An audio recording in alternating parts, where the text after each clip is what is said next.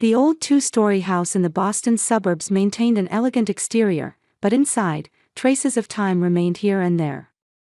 The creaking floorboards in the entrance hall, the slight soot around the fireplace, and the worn indentations in the stair railings, all these details were precious to Mary Wilson. "Emma, breakfast time."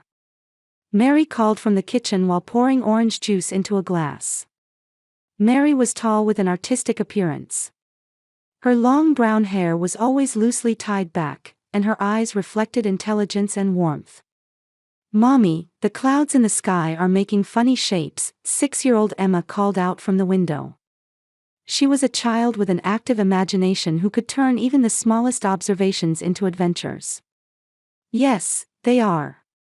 But we don't have time today. Your father is busy too." Richard came downstairs holding his coffee cup. He was a man who always took care with his appearance.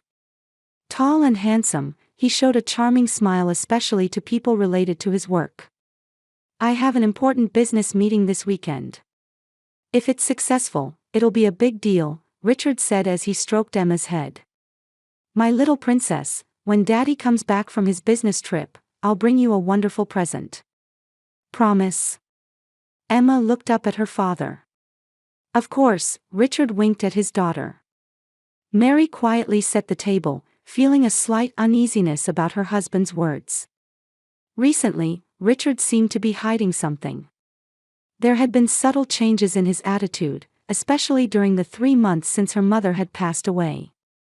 "How are the preparations?" Can you imagine making $10,000 a month just from YouTube, all from home? That's exactly what I did with Reddit stories. No face, no voice. Check the link in the description if you're curious. "For the new exhibition at the Oliver Museum?" Richard asked Mary. "There's still so much to do," Mary answered. "But it's an exhibition featuring female artists of the 20th century. It's a special project for me." Mary's talent as a museum curator was widely recognized. Her passion for art had remained unchanged since childhood, and sometimes she prioritized work over family time. This occasionally became a source of Richard's discontent. "By the way, I got a call from Mother," Richard said casually. "She says she'll be visiting this weekend." Mary inwardly sighed. Her mother-in-law, Helen Wilson, was a typical upper-class woman who behaved courteously on the surface, but never tried to hide her excessive interference and attachment to her son. To Helen, Richard was the perfect son, and Mary was a daughter-in-law unworthy of him. "I see," Mary feigned calmness. "Emma will be happy about that, I suppose." In reality, Emma also had complicated feelings about her relationship with her grandmother. Helen's affection was conditional, given only when Emma behaved like a lady. After breakfast, when Richard left for work, the house became quiet. Mary was sorting through her mother's belongings, thinking about what to do with the inheritance, which was substantial, though she hadn't made any specific plans yet. "Mommy, look at this," Emma came into her mother's office. In her small hands was an old photograph. "Oh, this is a picture of Grandma and me when we were young," Mary gently took the photo. "Do you miss Grandma?" Emma nodded silently. "Grandma told me the truth." "What do you mean?" "It's a secret," Emma said with a mysterious expression. Mary thought it was probably a product of a child's imagination. In the evening, Mary received a phone call from Richard. "I've decided to leave early tomorrow morning. I need to prepare for the important business meeting." "I see," Mary replied. A strange anxiety crossed her mind. During dinner, Emma was quieter than usual. Looking out the window, her expression had a concern that was unusual for a child. "What's wrong, Emma?" Mary touched her daughter's forehead. "I saw Daddy and Grandma having a secret phone call," Emma said in a small voice. "They thought I couldn't see them." Mary was momentarily surprised by her daughter's words but quickly remembered the richness of a child's imagination. "Daddy makes a lot of work calls. Now, it's bedtime." After putting Emma to bed, Mary headed to her office to finish planning documents for the Art Foundation. However, she couldn't concentrate. Staring out into the darkness, she was overcome by an inexplicable anxiety. The next day, Richard left earlier than usual. While organizing museum materials, Mary noticed Emma looking out the window. Tension ran through her small back, and she stood frozen by the windowsill, unlike the usually active 6-year-old. "Emma, what are you looking at?" Mary approached her daughter. Emma turned slowly and stared at her mother's face. There was a deep concern in her eyes that was unchildlike. "I'm waiting for something to come." "What's coming?" Mary asked with a smile. "I don't know." "But Mommy." Emma paused for a moment. "Do you remember Grandpa's old basement?" Mary stopped moving. The basement supposedly used by Emma's great-grandfather had already been sealed off when she purchased the house. She didn't remember mentioning its existence to her daughter. "Emma, where did you hear about that?"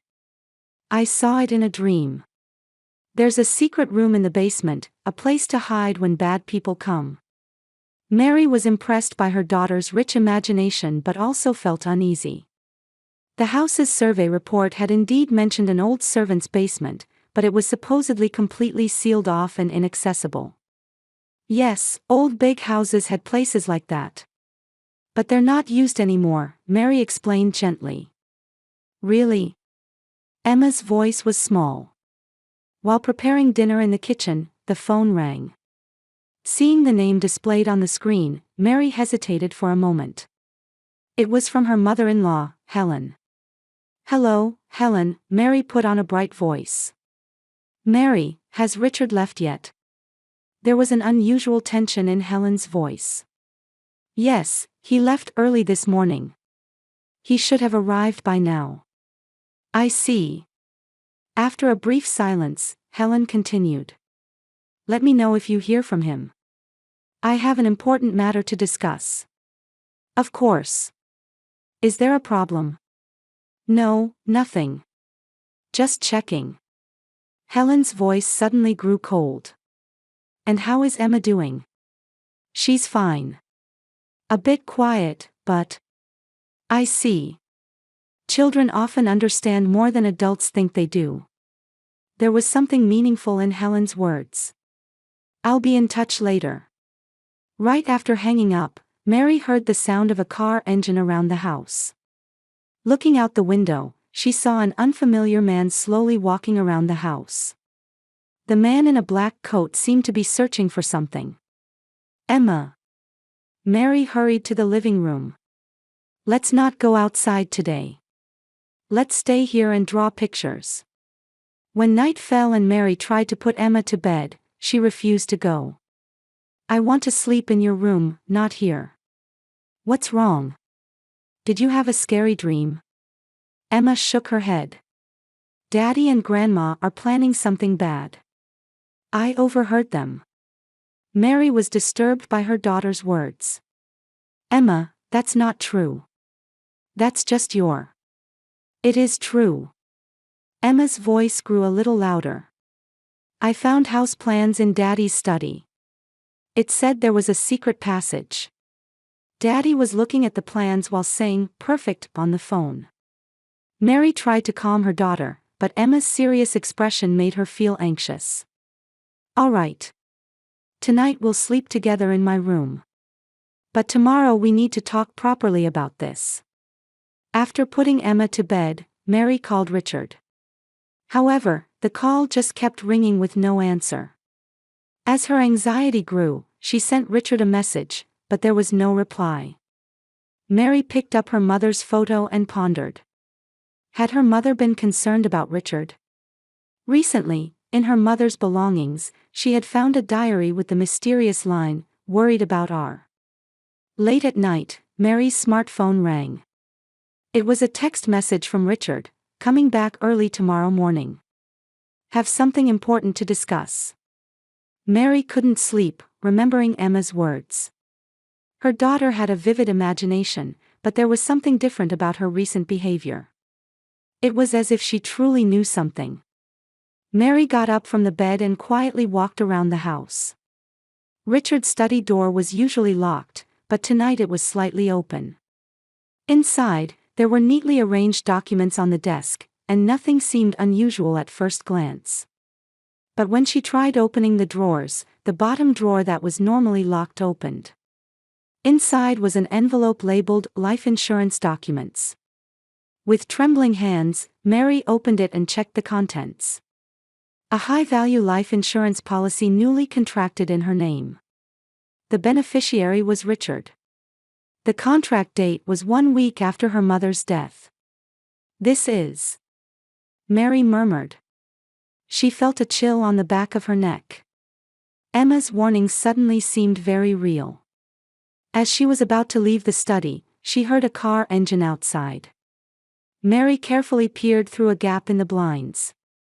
A black SUV had stopped in front of the house, and an unfamiliar man got out. He was talking on his mobile phone, seemingly waiting for some signal. Mary hurried back to her room and lay down next to the sleeping Emma. Her heart was pounding rapidly. Mary woke from intermittent sleep. The morning light coming through the window was still weak, and the clock showed 5:30. She gazed at Emma's peaceful sleeping face beside her and felt somewhat relieved. However, that peace didn't last long. A faint sound caught her attention. The sound of a car door closing in front of the house. In the early morning silence, the sound resonated strangely loud. Was Richard back? What was the important talk he had mentioned? The life insurance documents she had found last night flashed through her mind. Just as Mary was about to get up, Emma's small hand firmly gripped her arm. When Mary turned, Emma was already awake, staring at her mother with a terrified expression. "Mommy." Emma's voice was trembling. "We need to escape right now." There was urgency in that small voice. Mary, confused, stared at her daughter's face. "What? Why?" Emma was clearly trembling with fear. Her small body was stiff with tension, and her eyes were moist with tears. "There's no time, we need to leave the house right now." Mary was confused. It was clear that her daughter was genuinely frightened. But what were they running from? Richard? Or the suspicious man she saw last night?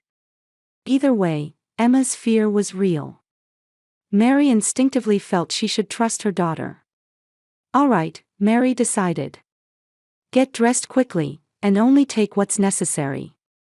She quickly took a small bag from the closet and put in cash, passports, a mobile phone, and her mother's keepsake locket. Emma hurriedly changed into her clothes and hugged her favorite stuffed animal. "Mommy, hurry," Emma urged, anxiously looking out the window. Footsteps were heard at the front door. The sound of a key turning. And then multiple footsteps. Mary's heart raced. "Emma, it seems Daddy is back," Mary said, trying to appear calm. "Do we really need to leave? Shouldn't we talk to Daddy about this?" Emma shook her head vigorously. "No. Daddy and Grandma are trying to kill Mommy. They want the money Grandma left." Mary gasped at her daughter's words. "Emma, why would you say such a..." "I heard it. Daddy was talking to Grandma on the phone." Emma's expression was serious. "Daddy said, if Mary is gone, everything becomes mine. And then, we just need to make it look like an accident." The life insurance documents she had seen last night came back to Mary's mind. A high insurance payout. Richard as the beneficiary. Contract signed right after her mother's death. And, above all, Emma's frightened expression. All of these might not be coincidences. "I understand," Mary said in a trembling voice. "Let's go down quietly. We'll leave through the back door." The two began quietly descending the stairs. However, Richard's voice could be heard from the living room. He was talking to someone. Mary stopped midway on the stairs and listened to the voices. "Is everything ready?" Richard's voice had an unfamiliar coldness. "I'm counting on you for operating the security system. Timing is crucial." Another man's voice responded. Understood. I'll activate it as soon as I get the signal. Mary froze in terror. She quickly pulled Emma's hand and headed towards the back door through the kitchen. Holding their belongings, she grabbed the doorknob. But it wouldn't turn. It won't open. Mary murmured in panic. Mommy, Emma's voice echoed softly. It's locked from the outside. At that moment, the smell of gasoline began to drift around the house. The strong odor of chemicals invaded through the windows. Simultaneously, the house's security systems suddenly began to activate. There was no alarm sound, but metal shutters installed on windows and doors started to descend all at once. It was happening. They were trapped. Emma! Mary cried out in fear. She desperately tried to find another exit. But all windows and doors were completely sealed with metal shutters. Mary was about to fall into panic, but Emma's calm voice brought her back. Mommy, this way. Emma remained calm. There's a hidden door behind the pantry. Following Emma's lead, Mary headed to the kitchen pantry. Behind the grocery shelves was a small door, not noticeable at first glance. Emma unhesitatingly moved the shelf and pulled a hidden handle. A small door opened, revealing a dark passage. Emma, this is. Mary was astonished. Neither Daddy nor Grandma know about this. I found it, Emma said proudly. Grandma told me. In my dream. Mary hesitated for a moment. The fear that this might be a trap crossed her mind. But somewhere in the house, she began to hear the sound of fire burning. The smell of smoke was gradually intensifying. She had no choice. Emma, you go first. I'll follow right behind you. Mary guided her daughter into the passage. The narrow passage seemed to be an old Secret Service's passage. Dust and cobwebs hung from the ceiling, suggesting it hadn't been used for decades. The passage was so narrow that they had to crouch to proceed. Mommy, are you okay? Emma turned and asked. She didn't seem afraid. Rather, she had an expression full of certainty, as if being guided by something. I'm fine, Mary tried to smile, but her heart was pounding with fear. Questions kept surfacing in her mind. Was Richard really trying to kill her? Just for the inheritance? How did Emma know about this passage? After walking for a while, the passage gently sloped downward, continuing underground. Do you know where this leads? Mary asked. Yes. It comes out under the shed in the garden. Grandma told me. The smell of smoke grew stronger, and behind them came a loud sound like an explosion. The fire seemed to be spreading rapidly. The two hurried through the narrow passage, almost crawling.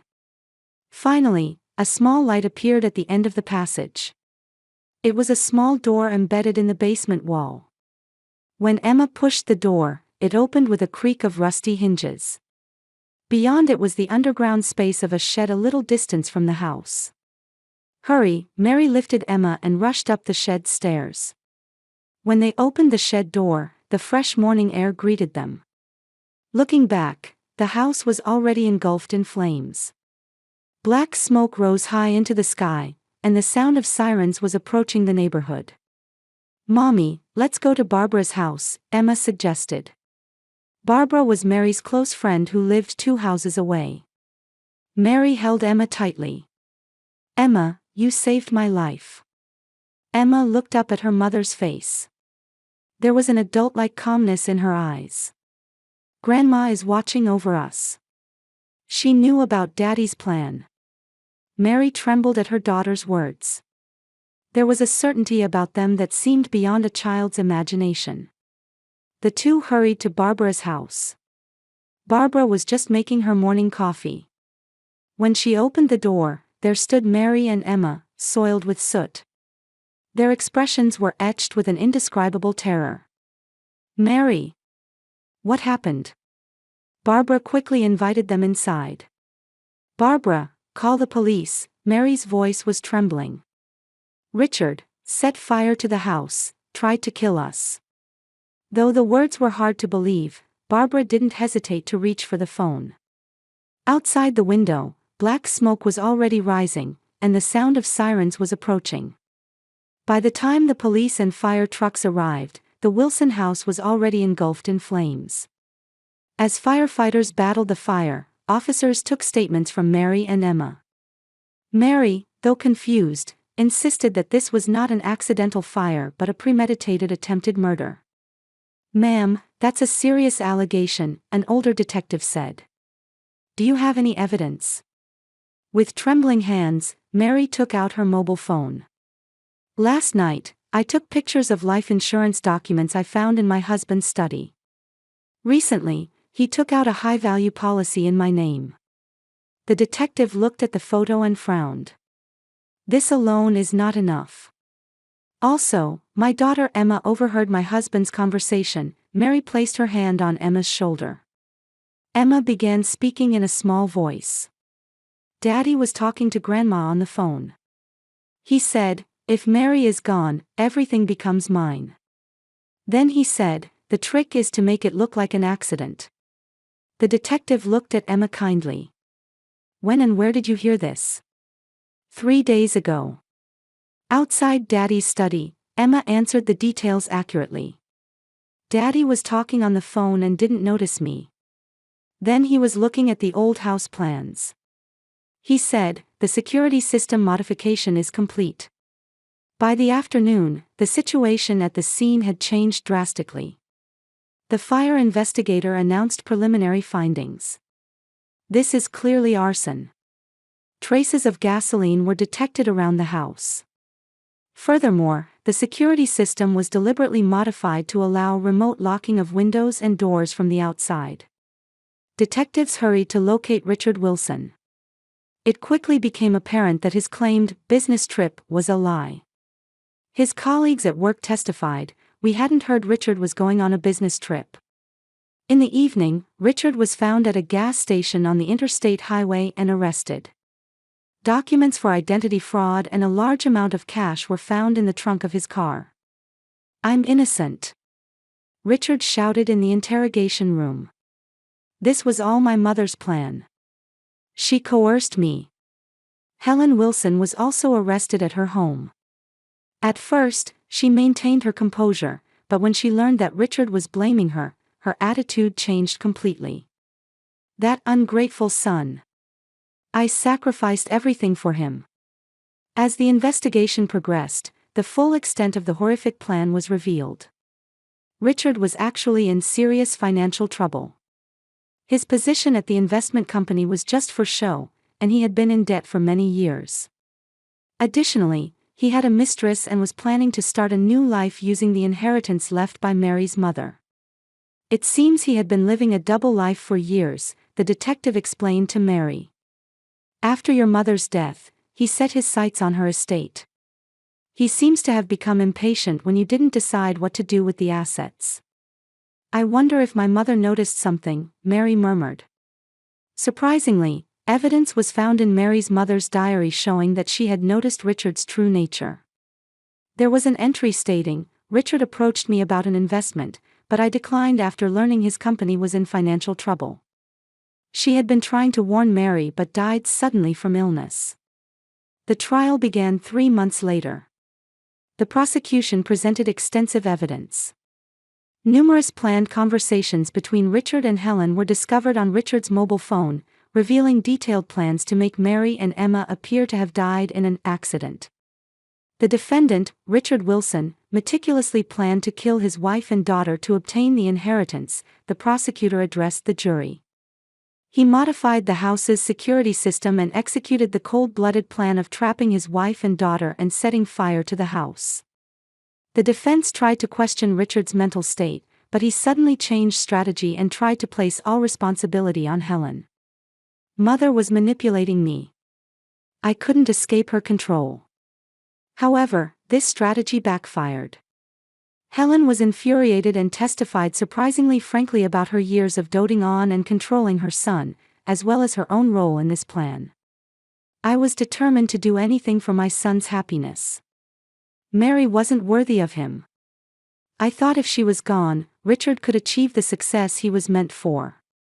But the most important witness at the trial was Emma. With a composure far beyond her years, she testified about overhearing her father and grandmother's conversation, finding the house plans, and being told about the existence of the secret passage in a dream by Grandma. "Who is this Grandma you're referring to?" the prosecutor asked. "Mommy's mommy," Emma answered simply. "She told me that Daddy was planning something bad." A quiet emotion spread among the jurors. The pure belief and courage of a 6-year-old girl had saved 2 lives. Ultimately, both Richard and Helen were found guilty. Richard was sentenced to 15 years for attempted arson and attempted murder, while Helen received an 8-year sentence for conspiracy. Outside the courthouse, Mary held Emma tightly. "You saved our lives, Emma." Emma looked up at her mother. "Mommy, it's just the 2 of us now, isn't it?" "No, we have each other," Mary smiled. "And it seems Grandma is watching over us too." They walked away hand in hand. 6 months after the trial, on an autumn afternoon, Mary was looking out the window of her new home at the garden where fallen leaves were dancing. This house, purchased in a small town in the Boston suburbs, was much smaller than their former luxurious mansion, but it was filled with warmth. "Mommy, look." Emma came home from school and showed her a drawing. "The teacher said my picture will be in the art exhibition." Mary took her daughter's drawing. It depicted 3 women, Mary, Emma, and Mary's mother. "Wonderful, Emma. Grandma would be happy too." Emma smiled. "Mommy, I'm glad I told you to escape that day." "Me too," Mary embraced her daughter. Since that incident, Emma had shown remarkable resilience with the help of the psychological counselor, Michael Foster. She had made friends at her new school and was beginning to develop her artistic talents.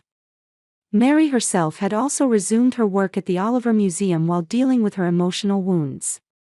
She was also advancing plans to establish a foundation to support young female artists, using part of the inheritance from her mother. "Have you decided on a name for the new foundation?" Emma asked.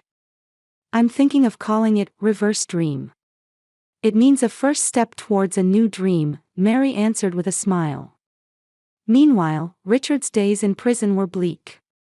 He repeatedly applied for sentence reduction, continuing to claim, "It's a false accusation created by my wife's delusions and my daughter's imagination." However, the evidence presented by the prosecution was overwhelming. His colleagues at his company also testified about his years of dishonesty and lies. Most ironic was the collapse of the relationship between Richard and his mother, Helen. Richard's blaming of his mother during the trial had created an irreparable rift between them. Helen was isolated in prison and was called the most pitiful prisoner. She only repeated to other inmates, "It was for my son." One day, Mary was doing a final sort of her mother's belongings. Among old notebooks, she found an envelope. Inside was a handwritten letter from her mother stating, "Richard approached me about an investment, but I declined. I found out his company was in financial trouble." The date was 2 weeks before her mother's death. Mary submitted this letter to the police. This led to an additional investigation into Richard, and suspicions began to surface regarding her mother's death as well. The cause of death, thought to be natural. Mary tried to push away that thought. On Christmas Eve, Mary and Emma were spending time in front of the fireplace. Emma's psychological counselor, Michael, had also been invited, and the 3 shared a warm evening together. Over the past 6 months, Michael had gradually become part of Mary and Emma's lives. At first professionally, then as a friend, and now as someone like family. "Mommy," Emma suddenly asked. "What is a real family?" Mary thought for a moment and answered gently, "It's not about blood ties, but about caring for and protecting each other." Emma nodded as if understanding and said, "That's why we were able to become a real family." After thinking a bit more, she continued, "Weren't Grandma and Daddy family?" "They loved each other, but it wasn't a healthy love," Mary explained gently. True love means wishing for the other's freedom and happiness. It's not about using someone for your own desires. Emma looked at Michael and smiled. What about Michael? Can Michael become part of our family? The two adults exchanged glances, and Mary's cheeks turned red. Michael smiled gently and replied, "That's something we'll all talk about someday." Snow had quietly begun falling outside the window. A sense of anticipation for a new year and a new beginning enveloped this small house. Mary held Emma tightly. Your courage created our new life. With these words, they were taking a step towards a bright future.